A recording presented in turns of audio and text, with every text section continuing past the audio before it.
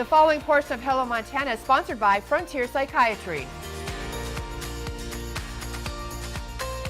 Hi there, I'm Tanya Rush, host of Hello Montana. I'm very pleased to welcome back, as always, Dr. Eric Arzubi with Frontier Psychiatry, getting right down to business. The school year ends. Yeah. We've had some good things, we've had some more challenging things, and one of those is the struggle of ADHD. Yes. And some parents struggle talking about this, the approach you suggest. Yeah, so ADHD is very common. There are actually three kinds of ADHD.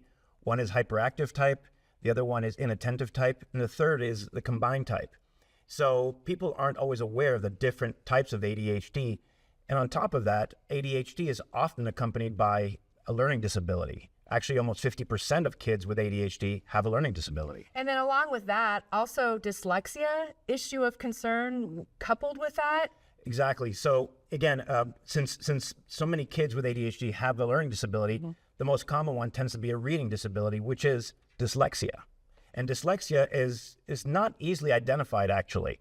So there's some specialists who can help identify that. And actually, there are treatments for dyslexia. For example, Dyslexia Tutoring and Screening Services here in Billings, Montana, actually does a really nice job with that.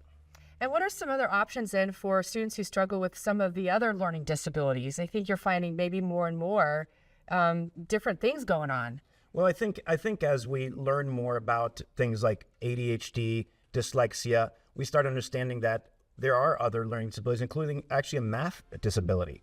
So again, I think you get a diagnosis of ADHD, that's fine, but we have to also remember to check for other things. Otherwise, just by treating the ADHD alone, you won't address the other problems. And here's what you can do. You can actually schedule with a provider. Visit frontier.care. The preceding portion of HM is sponsored by Frontier Psychiatry.